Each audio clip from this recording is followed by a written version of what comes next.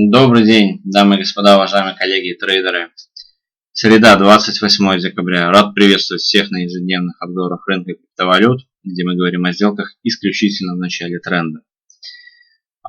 Собственно говоря, со вчерашнего видео обзора не сильно поменялась картина на рынке, кроме того, что биткоин достиг первого уровня поддержки 16 600 долларов. Давайте разбираться в текущем дне и относительно той ситуации, что у нас происходит на рынке.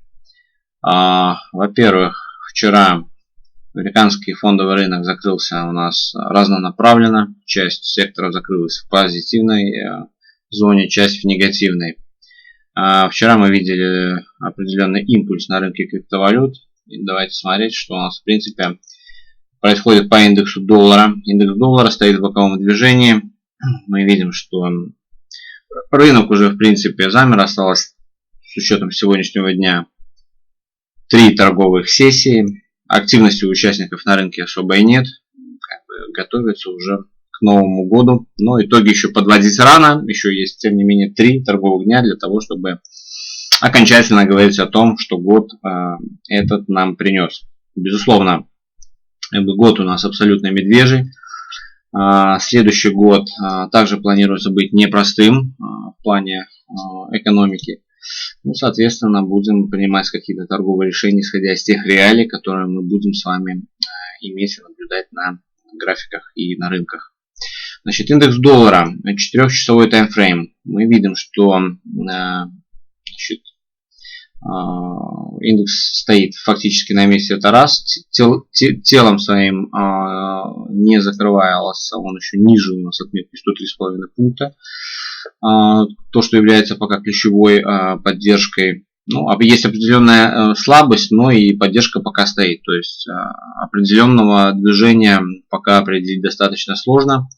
EMA 200 на 4 часах мы видим приближается к отметке 105,8 пунктов. Это основная линия сопротивления у нас на индексе. Мы видим, как на истории она замечательно работала. Ну, соответственно, в данный момент времени цена находится под ней, что является, безусловно, признаком слабости индекса доллара и самого доллара. Но будем смотреть в моменте, будет ли вообще подходить и тестировать этот уровень индекса, или мы отвалимся сейчас. Но основная зона поддержки у нас находится на отметке 101 пункт.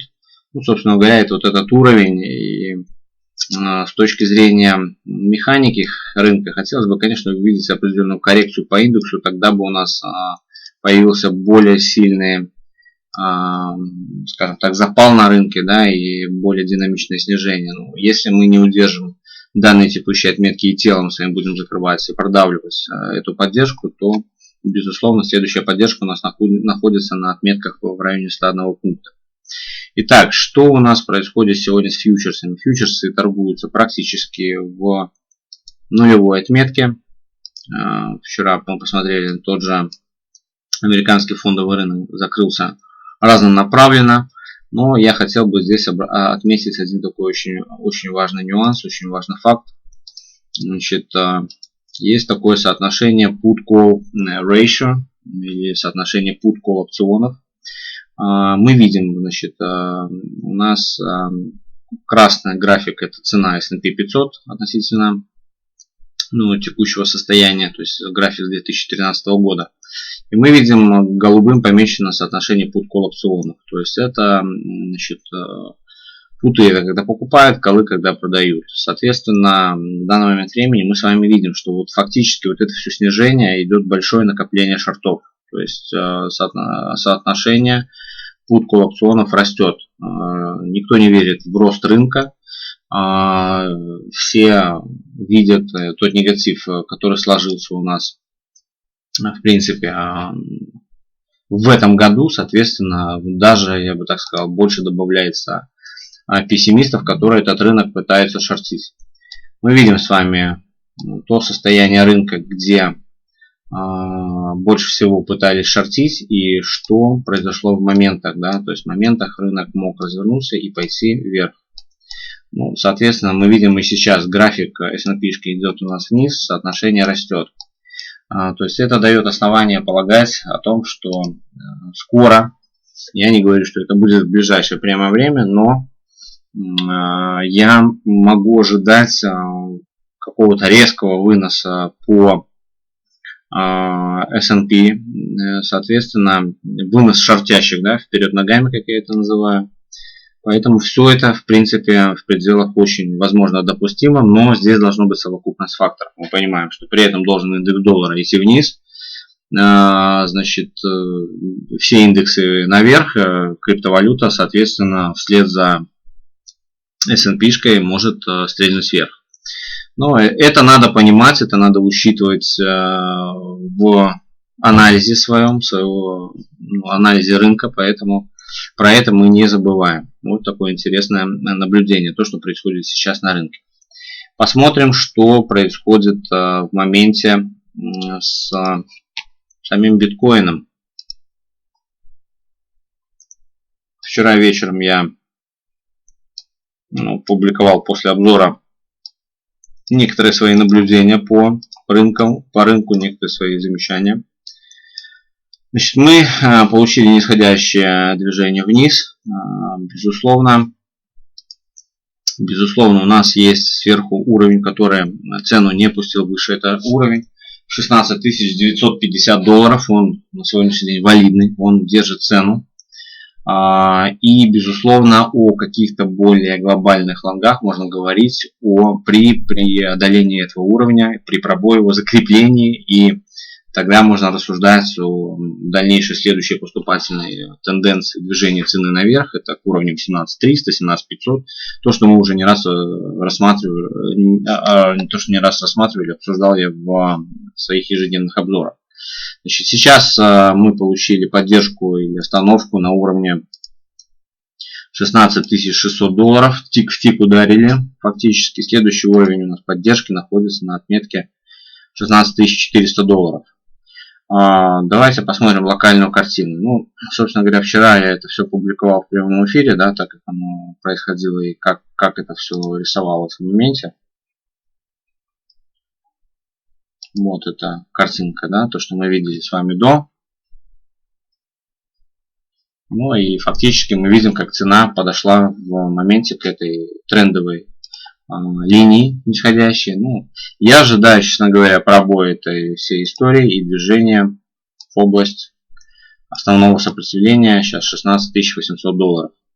Поэтому я принял для себя решение взять спекулятивный лонг, как по биткоину, так и по эфиру. Ну, соответственно, я смотрю за развитием этой ситуации. И графики, в принципе, аналогичны, что на биткоине, что на эфире. Безусловно, если мы эту трендовую не пробиваем, то основная зона магнита у нас будет 27-я зона, это 16 500 долларов, ну, плюс-минус там 20 долларов. Ну и следующая отметка, это важный уровень 16 300 долларов. С легким, опять-таки, может быть заколом этой зоны. Ну, основной поддержки 16 400, 16 200. Ну, соответственно, краткосрочную картину по именно самому биткоину, да, я рассказал. Значит, что по эфиру. По эфиру, в принципе, аналогичная, идентичная ситуация. И, безусловно, он будет идти в унисон с самим биткоином. Да, мы на эфире видим в текущий момент присутствует более слабость большая. То есть биткоин у нас снизился на 0,2% за текущие сутки, эфир 1,2%. То есть это больше самого биткоина.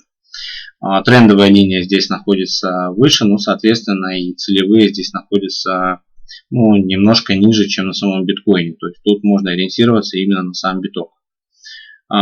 Вчера также мы получили снижение к уровню поддержки 1186 долларов по бирже Coinbase. Ну, следующая поддержка ниже 1160. То есть это все, эти уровни никуда не делись, они присутствуют с нами на графиках, соответственно, как бы по ним можно ориентироваться. Более объемный горизонтальный уровень сопротивления находится на отметке 1205 долларов, обозначиваемого снизу. Ну, соответственно, как бы движение в эту область опять-таки можно ожидать при сохранении восходящей тенденции. Так, давайте еще посмотрим такой момент важный, значит, как доминация самого биткоина. То есть мы видим опять-таки, что определенный всплеск был со вчерашнего вечера. Рост объемов. Ну, соответственно, это в свою очередь вызывает отток ликвидности из альткоинов. Основной уровень сопротивления сейчас находится на уровне 44%. Давайте включим дневной. Самый сильный уровень вот 44,5%.